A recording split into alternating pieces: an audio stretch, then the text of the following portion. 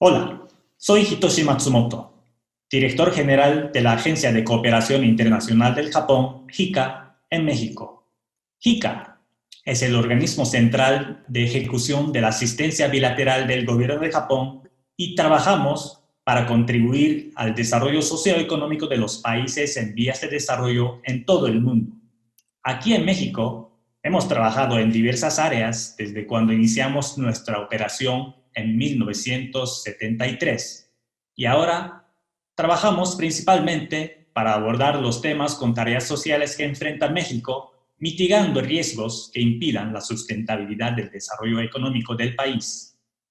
Quisiera agradecer a todos ustedes por su valiosa participación en este webinar, donde nuestros especialistas, que son voluntarios según nuestro esquema de cooperación, van a exponer sus experiencias y conocimientos en varios temas dependiendo de sus especialidades. Espero que podamos aprovechar lo máximo de lo que van a hablar nuestros voluntarios, aplicándolo en el entorno laboral de cada uno de nosotros. Muchas gracias por su atención.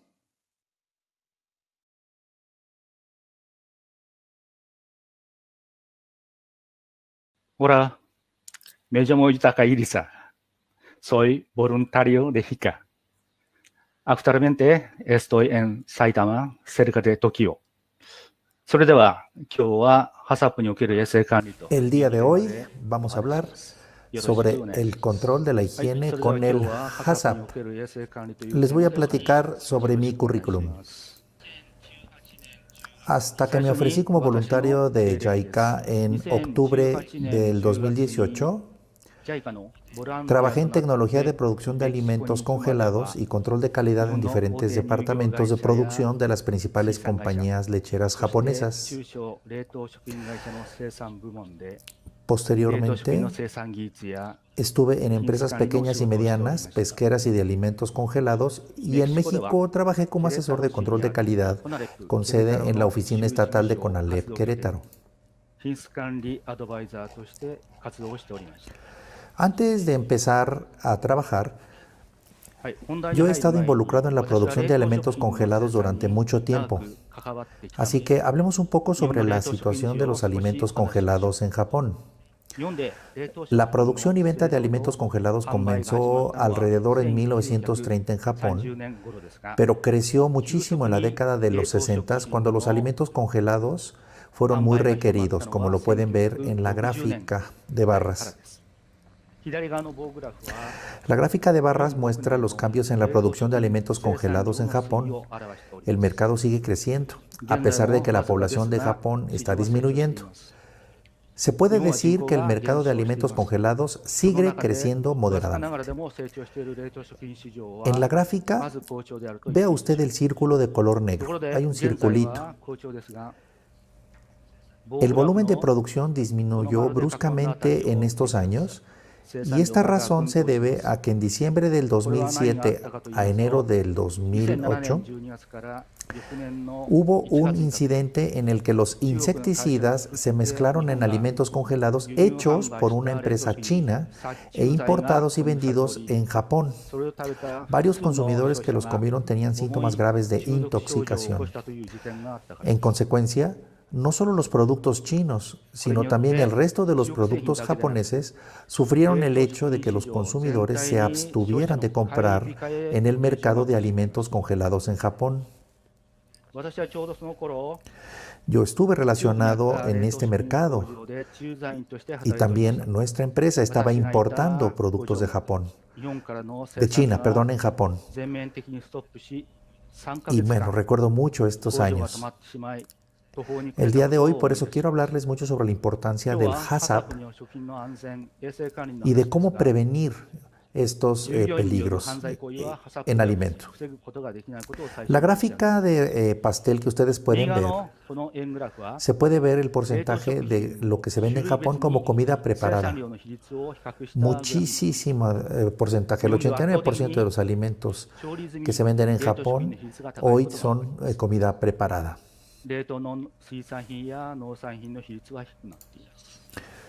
En esta foto yo les puedo mostrar dónde se encuentran los productos de comida congelada en un supermercado japonés. Todos estos productos que ven aquí son alimentos congelados ya cocidos. Es muy variado. El piso de ventas es muy variado. Los principales fabricantes de alimentos congelados introducen nuevos productos en el mercado 2 veces al año, en primavera y en otoño. Y como el área de ventas es fija, la competencia es naturalmente severa. La mayoría de los productos desaparecen de las tiendas en un periodo muy corto y el siguiente producto se va a presentar. Cuando viví en Querétaro durante 1 año y 5 meses, fui de compras al supermercado todos los días, pero sentía que había pocos alimentos de productos en el departamento de alimentos congelados en comparación con Japón. Creo que este mercado va a crecer mucho en el caso de México. En Japón hay muchísimos tipos de alimentos congelados, pero los 3 más importantes, los que mayor volumen tienen, son de 3 tipos. 1 son las croquetas. 2. 1 son fideos udon. Y en tercer lugar, arroces fritos.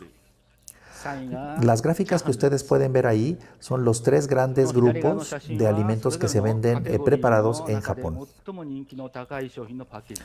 Las croquetas solamente hay que calentarlos.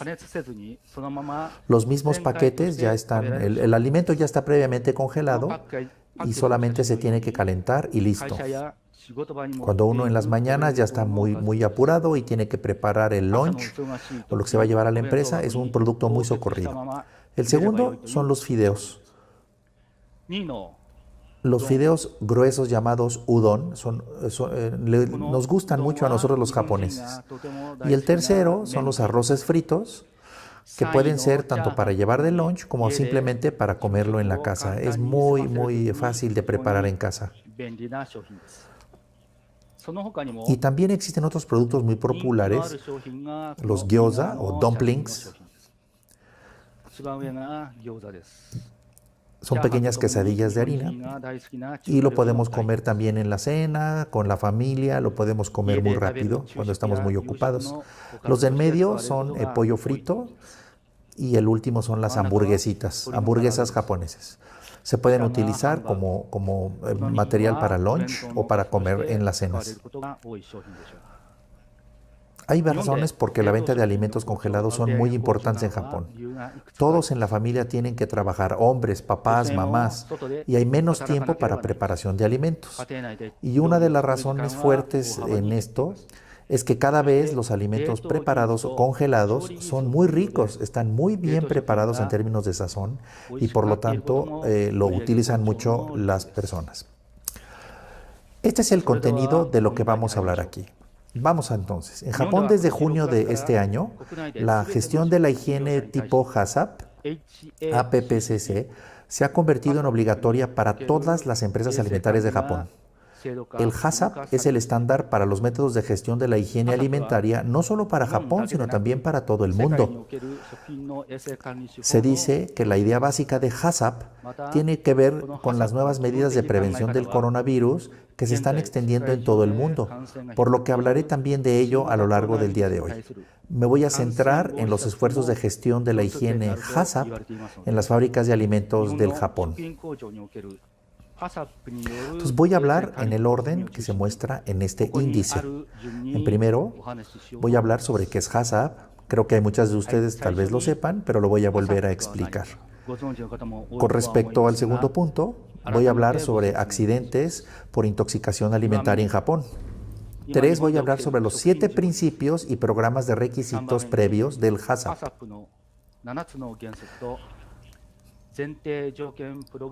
En cuarto lugar, voy a hablar sobre el control de la higiene basada en el programa de requisitos previos, PRP. Y en la quinta parte voy a hablar sobre los puntos en común entre el HACCP y la prevención de enfermedades infecciosas.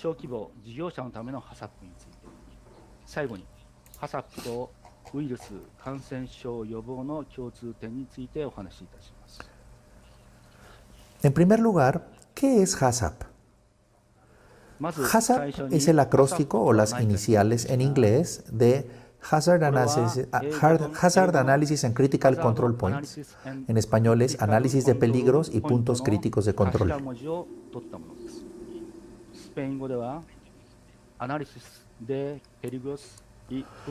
Originalmente es un sistema de gestión de alimentos espaciales nacidos en la NASA, la Administración Nacional de Aeronáutica y del Espacio de Estados Unidos, un sistema desarrollado en colaboración con un fabricante de alimentos para evitar que los astronautas pudieran estar intoxicados en términos de alimentos durante todo su vuelo. Yo creo que el astronauta mexicano Rodolfo Neri también comió tacos hechos con este sistema en el espacio. En este esfuerzo de gestión de higiene, intentamos garantizar la seguridad de todos los productos mediante la gestión continua de los puntos críticos de control en el proceso de fabricación, en lugar de garantizar la seguridad a través solamente de muestreo o de inspección de producto como se hacía antes. Es decir, no es inspección de producto final, sino es basado en 7 principios. Es un sistema de gestión recomendado internacionalmente por el Comité del Códex, un organismo intergubernamental internacional, como un sistema para mejorar la inocuidad de los alimentos. Siguiente. En la siguiente lámina podemos ver cuál es la relación que existe entre ISO 22000, FSSC 22000, que es el estándar global para los sistemas de gestión de la inocuidad de alimentos, que se basan en sistemas como la ISO 9001, este estándar global para los sistemas de gestión de calidad y la alimentación. La figura de la izquierda nos puede mostrar la relación entre HACCP, ISO 9001, ISO 22000 y la FSSC 22000. Los fabricantes de alimentos japoneses han estado tratando de obtener la certificación ISO 22000, que es la ISO 9001, y más recientemente la certificación 22000 con un programa de requisitos previo más fuerte que la misma norma 22000, la PRP. Hasta junio del 2020, aproximadamente 1.200 empresas de alimentos están en ISO 22000 y FSSC 22000 han sido certificados aproximadamente el doble. Empresas de alimentos en Japón. Es decir, hay muchas más en FSSC que en ISO 22000. Siguiente. En Japón, este sistema HACCP obligatorio entró en vigor en junio del 2020. Se ha convertido en obligatorio, al igual que en la Comunidad Europea y en los Estados Unidos. He oído que también en México se está considerando introducirlo de manera obligatoria. Dado que todas las empresas de alimentos son elegibles para ser obligatorias en Japón, todos, desde las grandes fábricas de alimentos hasta los pequeños comedores en las ciudades, hoy es obligatorio. Esto se debe a que la importancia de la inocuidad de los alimentos no depende de si eres grande o pequeña en el tamaño de los operadores de empresas. Sin embargo, los mismos estándares no se pueden aplicar igual a pequeñas empresas como a las grandes fábricas de alimentos o a los pequeños comedores en la ciudad. Las grandes empresas están obligadas a gestionar la higiene basada en los 7 principios de HACCP y las pequeñas empresas operan aspectos más blandos, flexibles, basados en la forma de pensar y la gestión general de la higiene, que es un requisito previo para el cambio, y no necesariamente para mejorar los aspectos tan complicados como son las instalaciones y los equipos, pero tienen que estar alineados a HACCP. Además, hay un periodo de gracia todavía de 1 año para todos los operadores comerciales.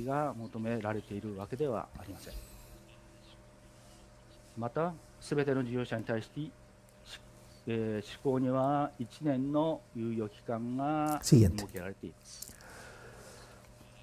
En esta tabla, yo lo que quiero demostrarles es HACCP es un método para garantizar la inocuidad de los alimentos. Y en esta tabla nos podemos ver el tipo de accidentes que ocurren en Japón utilizando fábrica de ejemplos, utilizando fábricas de alimentos como ejemplos. Alrededor de los 15% de todos los accidentes relacionados con bacterias y productos químicos que podrían causar intoxicación alimentaria. Alrededor solo del 10% son incidentes con sustancias extrañas, objetos extraños que pueden dañar al cuerpo humano, como lo pueden ver en el segundo renglón. Entre el primero y segundo renglón, más o menos tenemos el 25% de los problemas alimentarios se dan por estas dos causas. Siguiente. En el caso particular de Japón, en esta tabla a continuación, vemos la ocurrencia de intoxicación alimentaria en Japón. Podemos ver el cambio desde el 2017 hasta el 2019.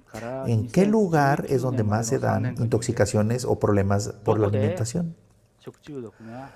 En primer lugar, podemos ver que el total es en los restaurantes. En los últimos 3 años es en los restaurantes, representando más de la mitad del total de intoxicaciones. Por lo tanto, se puede decir que es muy importante introducir la gestión de higiene por HACCP en los restaurantes. El segundo lugar es en los hogares, pero ya en las fábricas, si ustedes lo ven, pues la verdad es muy poca la incidencia en estos 3 años en las fábricas.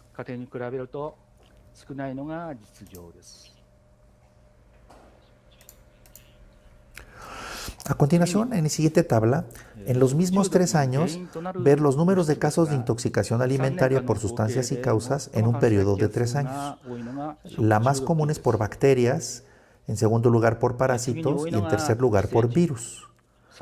Dentro de las bacterias más comunes es Campylobacter, que causa diarrea y se encuentra en carne de pollo. En el caso de virus, los más comunes son norovirus y los encontramos en los mariscos, en las ostras, ostiones. En términos de muertos, el veneno natural ha aumentado en 7 casos en 3 años. 7 casos en 3 años por venenos. El más representativo del veneno natural son hongos, y en el caso de los animales sería el pez globo, el japonés fugu. Se ha informado que las personas que se han envenenado es porque se meten a las montañas, toman los hongos, no conocen, se los comen y se intoxican. Y en el caso de pez globo, pues no son realmente cocineros certificados que sepan cómo cocinar el pez globo y por lo tanto se mueren. De todas maneras, son muy particulares de Japón. ¿Ustedes en México comen pez globo? Seguramente no existe, pero si lo llegaran a comer, es muy rico. En el 2017, podemos ver que una muerte por bacterias, únicamente envenenadas, y esto fue por botulismo y E. coli de tipo patógeno. No hay duda que la intoxicación alimentaria que no aparece como un número se ha producido en cada lugar, pero el número de casos ha sido muy plano en los últimos 10 años. Principios del HACCP.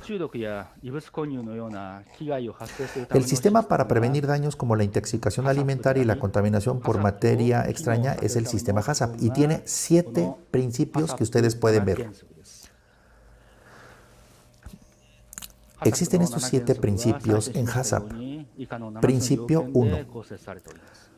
Análisis de peligros. Existen 3 tipos de peligros. Aunque se trata de un análisis de peligros del principio 1, son 3 los peligros físicos, como son peligros biológicos, como los microorganismos nocivos, los peligros químicos, como los medicamentos, y las sustancias peligrosas. El análisis de riesgo es la identificación de peligros en materias primas y procesos de fabricación. Establecimiento del punto 2. Es importante establecer los puntos de gestión críticos en el principio 2. Confirmar los peligros identificados uno por uno y determinar los puntos críticos de control para que no se omitan en el proceso de fabricación. El proceso 3. La fijación de los límites críticos de control son muy importantes. Para cada punto de control determinado, hay que establecer los estándares y normas de control para estos puntos de control. Y el principio 4, hay que establecer el sistema de vigilancia y monitoreo de los puntos de control. Se crean los métodos que supervisan que se estén ejecutando los puntos de control correctamente con respecto a las normas y estándares de control. Siguiente lámina. Principio 5. Hay que establecer acciones correctivas para cada uno de los puntos críticos de control. Significa que cuando el monitoreo confirma que nos hemos desviado de los puntos críticos de control, ya están definidas las medidas de mejora y acciones a seguir en caso de que no se cumplan. Principio 6. Tiene que establecerse un sistema de verificación para asegurar el funcionamiento correcto del sistema HACCP. Principio 7. Hay que crear y mantener un sistema de documentación y datos. Todo resultado de un monitoreo y verificaciones están registradas y los resultados se utilizan para actividades de mejora o Kaizen. Siguiente lámina.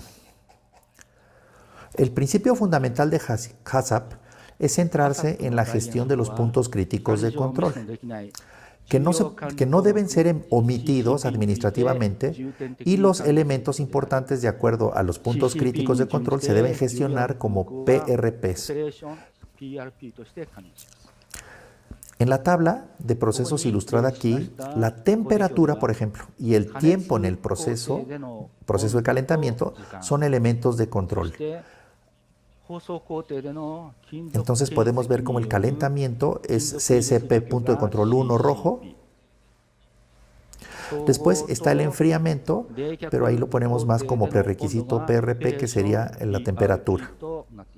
Lo importante es cómo decidir ese punto crítico de control. El Comité Codex tiene directrices que se realizan utilizando el diagrama de flujo de decisión del punto crítico, pero no se pueden aplicar por igual a todos los alimentos, por lo que se debe utilizar solo como referencia y tomar decisiones basado en 3 puntos. Primer punto. En caso de omitirse o ignorarse un punto crítico de control, se va a generar un producto no conforme que va a dañar o causa riesgos para la salud. Segundo punto, se puede controlar continuamente o en frecuencia necesaria y se puede registrar y se puede tomar el tratamiento adecuado. Y el tercer punto, el PCC, se puede administrar y controlar y monitorear por uno mismo directamente en el proceso. Si se aplican estos 3 puntos, entonces sí son un candidato para poder ser definido como un punto crítico de control. El proceso y los puntos críticos de control. Se deben de establecer los criterios de control por lo que se indica si se observa la norma. Por ejemplo, si este paso fueran albóndigas, los criterios de gestión CCP1, punto crítico 1, por ejemplo, es la temperatura de la mezcla de 180 a 185 grados centígrados y el tiempo de proceso es de 2 minutos. La temperatura del producto, 75 grados, después del proceso de calentamiento. Tiene que haber entonces un elemento de medición, un termómetro instalado en la freidora y estar monitoreando cada 30 minutos la temperatura de este proceso. El proceso o el programa de prerequisitos PRP es necesario para poder hacer que el sistema de HACCP funcione eficazmente. El PRP es la base y la infraestructura del sistema HACCP y debe ser preparada e implementada previamente.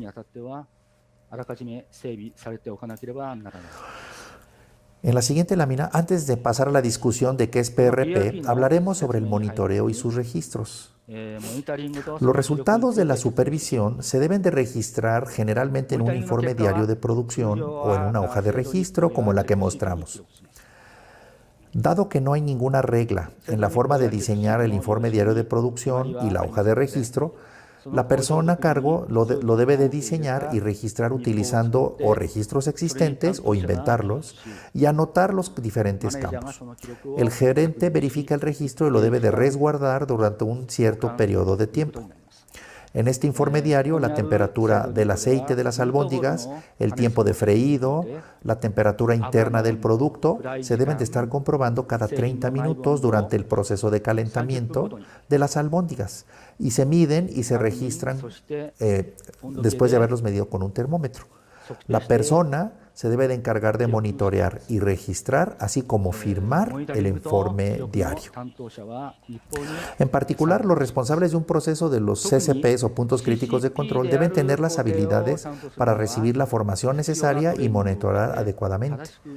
Y tienen que ser capaces, por supuesto, de lidiar con este proceso correctamente cuando hubiera una anormalidad. Siguiente lámina. Puntos aplicables de PRP. En primer lugar, vamos a hablar de los elementos cubiertos por este PRP. 1. Las instalaciones. Se refiere a las instalaciones que incluyen el diseño sanitario de las instalaciones, la gestión de la higiene del medio ambiente, la higiene y la gestión de los equipos, entre otros. 2. El diseño y el uso de los equipos incluye la limpieza, esterilización de equipos, prevención de contaminación alimentaria, equipos de monitoreo, entre otros. 3. Limpieza y esterilización. Aquí lo importante es la selección de detergentes, plan de implementación, método de limpieza, de implantación de esterilización, entre otros. 4. Gestión de la salud y la higiene de los empleados. Aquí se refiere a chequeos de rutina de salud, educación en la higiene, higiene del personal, verificaciones, entre otros. 5. ¿Cómo aceptamos y cómo almacenamos materias primas? Esta es la norma de aceptación, inspección de la aceptación, el control de la temperatura de las materias primas, la gestión del almacenamiento de detergentes y productos químicos, entre otros. Siguiente. Tips de control de PRP. ¿Cuáles son algunos puntos de control del PRP? 1. Debe de estar aplicado las 5 S. Seiri, Seiton, Seiso, Seiketsu y Shitsuke. Debe de estar realizando con mucha disciplina y periódicamente. Las 5 S, Seiri, significa separar o clasificar lo necesario de lo innecesario y tener lo que se necesita y eliminar lo que no necesitas. Seiton tiene que ver con orden y organización. Lo que sí necesitamos lo tenemos que tener en el lugar correcto y poderlo encontrar y usar de manera rápida. Seiso tiene que ver con limpieza y la inspección de los puntos que debemos de verificar cuando limpiamos. Tenemos que estar verificando cuando limpiamos si no hay problemas con los equipos y los procesos. La cuarta, que es Seiketsu, es estandarización. Tenemos que estar haciendo entonces la primera, la segunda, la tercera, y la cuarta es hacerlo de manera periódica, de manera estandarizada. Y la quinta S, que es Shitsuke, que es la disciplina, es todo mundo, todos lo tienen que hacer y respetar lo establecido. Las 5 S son la base de los PRPs, como muestra la pirámide. Punto 2. Necesitamos tener una buena gestión y control de limpieza de los contenedores y electrodomésticos utilizados. Tenemos que calibrar periódicamente y gestionar adecuadamente los instrumentos de medición en el punto 3. Y en el punto 4 tenemos que tener limpieza y esterilización de manera estandarizada. Siguiente. En el punto número 5, tenemos que ver control del almacenamiento y gestión de detergentes y productos químicos. 6. Confirmar el efecto y eficacia de las acciones para la prevención y control desde el ingreso de los productos, ¿verdad? Y tenemos que tener mucho cuidado con plagas y roedores. 7. El agua utilizada debe ser inspeccionada adecuadamente para la calidad del agua, así como el lavado regular de los tanques de almacenamiento de agua. 8. Hay que desechar y controlar los residuos y las aguas residuales de forma adecuada de conformidad con las leyes y reglamentos. Estos son los puntos para la gestión y administración del PRP, Programa de Prerequisitos. Siguiente. Voy ahora a hablar del control de la higiene concreto basado en PRP. ¿Cómo es realmente PRP? Centrándome en 12 elementos. Gestión de la higiene de los empleados y gestión de la higiene de las instalaciones. Esto yo lo viví desde el 2018 en la empresa donde yo laboraba, en la empresa de congelados, alimentos congelados, claro. Esta empresa era pequeña, tenía más o menos 100 empleados, pero maquilaba productos OEM de los principales fabricantes de alimentos congelados en todo Japón. Estábamos certificados en FSSC 22000 desde enero del 2018. En primer lugar, explicaremos el orden desde donde los empleados vienen y el centro de trabajo. 1. Cámbiate los zapatos a la entrada. La caja de zapatos debe de estar ubicada por separado de donde pongo mis zapatos propios y los zapatos de la empresa. Esto se debe a que no debemos mezclar la suciedad de afuera, traerla para adentro de la organización. Después tenemos que ir al vestidor y esterilizar manos y dedos. Tenemos también que ponernos una gorra y tenemos que ponernos una red para el pelo para evitar que se salga el cabello. En esta compañía todos tenían dos casilleros. Teníamos un casillero para nuestra ropa de calle y otro casillero para el uniforme de trabajo. Si solo tienes un casillero, separa por favor internamente dónde se pone la ropa que traes de casa y la ropa que usas en el trabajo. Y diariamente hay que cambiarse el uniforme. Por supuesto, hay que retirarse collares, anillos, adornos y todas las pertenencias personales, excepto la ropa que se debe almacenar en el casillero. Siguiente. Control de la higiene de los empleados. 1. Al entrar a la sala de fabricación, hay que llenar la tabla de comprobación de estado antes de entrar a la habitación. Si tiene algún problema de salud, debe reportarlo a su jefe. 2. Hay que cambiarse zapatos de oficina a zapatos de área de trabajo. Hay que ponernos uniforme, retirar el polvo y los objetos extraños adheridos a la ropa. A través del cuarto, también de ducha de aire. Hay que lavar las suelas con una lavadora de suela de zapatos. Y cuando existe cabello u otras partículas adheridas a la ropa que no es posible eliminarlo con una ducha de aire, hay que aplicar un rodillo de cinta adhesiva para quitárnosla. Lavado de manos y la esterilización de los dedos se llevan a cabo de acuerdo con un método predeterminado. Tenemos que tener un temporizador que me lave las manos durante 30 segundos después del lavado de manos, secar las manos con una toalla de papel, realizar posteriormente esterilización con alcohol. Si la humedad permanece, el efecto de la esterilización desaparece, entonces tenemos que estar muy secos. Y utilizar máscara y guantes de vinilo. Siguiente.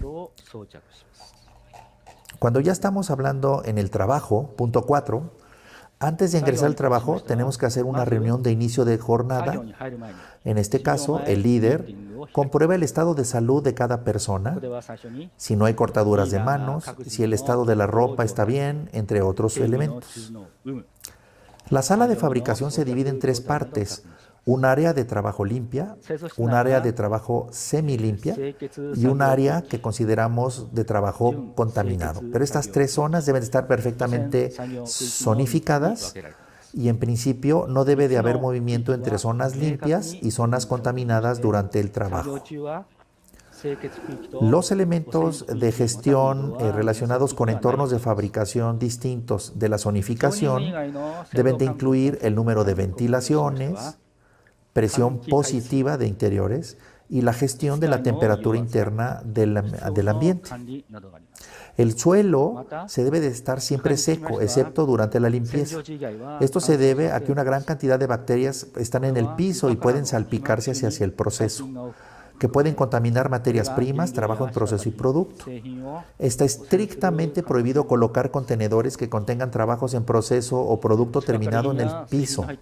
Siempre deben de estar a una altura mínima de 60 centímetros o más alto con respecto al suelo.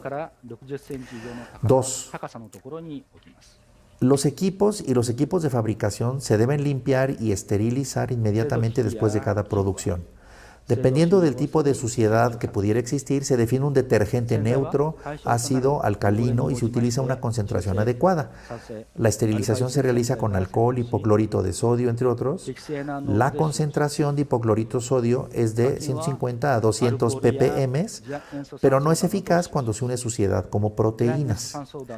Se requiere entonces detergentes químicos y fungicidas, que además deben de estar en almacenes cerrados para poder gestionar su inventario y su control de manera adecuada. Siguiente. Cuando el contenido del trabajo cambia o se mueva de la zona semilimpia a la zona limpia, el lavado de manos, hay que limpiarse las suelas y hay que sustituir guantes de acuerdo a cada caso. Es muy importante que las materias primas se lleven a la sala de fabricación, siempre se retire la caja exterior que pudiera estar contaminada. 3. En la entrada, en las fábricas que conectan puertas entre exterior e interior para el ingreso de materias primas, se hace con una puerta doble y debe de estar diseñada con un dispositivo para evitar que ambas puertas se abran al mismo tiempo. Además, la puerta automática debe tener un motor de alta velocidad que abra y cierre muy rápido, automáticas, lámparas con antiinsectos y lámparas de luz ultravioleta con adhesivos para capturar insectos.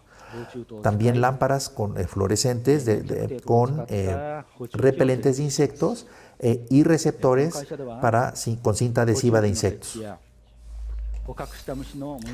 En esta empresa decidimos no poner insecticidas en la fábrica, confiando en la instalación de captadores de insectos, el monitoreo de los mismos y la aplicación de insecticidas en periodos de mantenimiento y vacaciones con especialistas de insectos. Tenemos que estar periódicamente revisando estas charolas para entender qué tipo de insectos o suciedad tenemos. Siguiente. Zonificación. Echemos un vistazo más cerca a la zonificación que se dio en el entorno de la sala de fabricación. Por ejemplo, dentro de las instalaciones, el mantenimiento de equipos, cada zona es muy importante para prevenir riesgos biológicos y físicos. Y está sujeto a la zonificación, no solo en las áreas de fabricación, sino también desde el lugar donde se reciben las materias primas hasta el lugar donde se envía el producto terminado. Por ejemplo, en la lámina que ven, en el caso de la producción de albóndigas, la zona A y B, desde la aceptación de las materias primas hasta el tratamiento de los productos. En el proceso C y D es donde se mezclan las materias primas procesadas y las albóndigas de moldeo. Se convierten en un trabajo casi limpio. Ya las zonas E, F y G es donde se fríe, se enfrían y se envuelven las albóndigas moldeadas en una película. Son zonas totalmente limpias.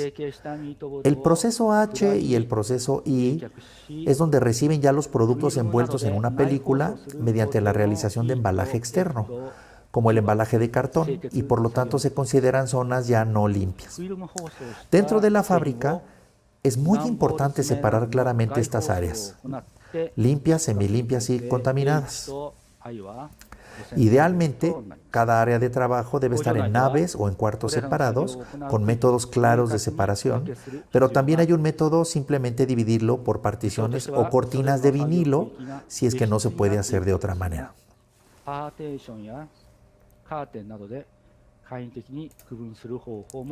Siguiente. La siguiente es el uso de los baños. En Japón, a menudo se dice que si nos fijamos en los baños de las fábricas de alimentos, te puedes dar cuenta del nivel de gestión de la higiene de este lugar. Si el baño está limpio, pues quiere decir que la fábrica está muy bien. Pero hay que tener mucho cuidado en términos del uso del baño, porque es un área crítica. En primer lugar, los baños deben de estar ubicados lejos de la sala de fabricación. Antes de ir al baño te tienes que cambiar a una ropa de trabajo y a ropa normal. Y tienes que cambiar el calzado que usas solo dentro de los baños, a diferencia del que usas en el trabajo. Después, utilizar el lavado de manos y la esterilización con alcohol, pero si no pones las manos en el pulverizador y dispositivo por un cierto tiempo, no se abre la puerta del baño. Entonces tienes que seguir todo el protocolo para que te deje salir del baño, la puerta. Y es mejor utilizar una toalla de papel. En cuanto a visitas o externos a la planta, es importante la revisión de estado de salud, pertenencias, historial de viajes, es clave. Se debe cambiar la ropa a ropa especial antes de ingresar a las áreas de fabricación. Estos dos programas que estamos mencionando son PRPs para personas, prerequisitos para personas y para instalaciones. Probablemente se aplican en general por la media de las empresas de alimentos en Japón. Yo creo que todos lo utilizan. Y es por eso que se busca el certificado FSSC 22000. Hablando ahora del cuidado de la salud de los empleados. Existen reglas y leyes para la atención médica y control de la salud de los empleados en Japón. Estas incluyen: 1. Las oficinas con más de 50 empleados deben de tener un responsable de la salud. Se requiere licencia y certificación nacional para esta responsabilidad. Debe haber una reunión del Comité de Salud al menos una vez al mes. En muchas empresas se llama Comité de Seguridad, Higiene y Salud. Se invita periódicamente a un médico industrial también a asistir a este Comité de Salud, Higiene y Seguridad para recibir asesoría y recibir guía. 4. Debemos llevar a cabo un examen médico periódico más de una vez por año. Es necesario trabajar no solo en el cuerpo, sino también en la salud de la mente. Estos artículos son necesarios no solo para las empresas de alimentos, sino aplican para todas las empresas de Japón. Es por ley. 5. Los proveedores de servicios de alimentos están obligados a realizar inspecciones de heces también. La frecuencia varía dependiendo de la industria, pero empresas para la que yo trabajaba se realizaban revisiones o análisis de heces 2 veces al año. Para proveedores de alimentos en escuelas lo tienen que hacer cada mes. Siguiente.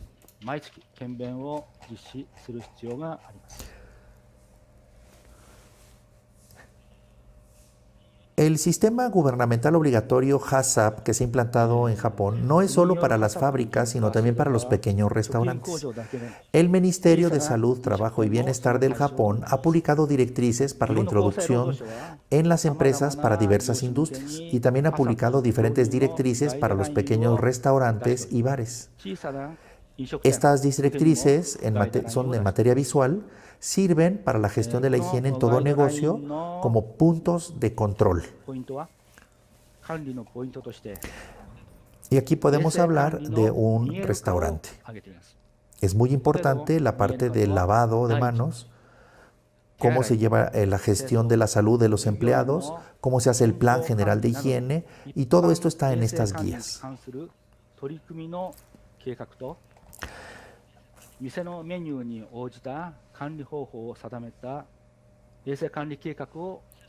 ¿Qué tipo de gestión deberíamos de seguir en términos de un restaurante o una tienda?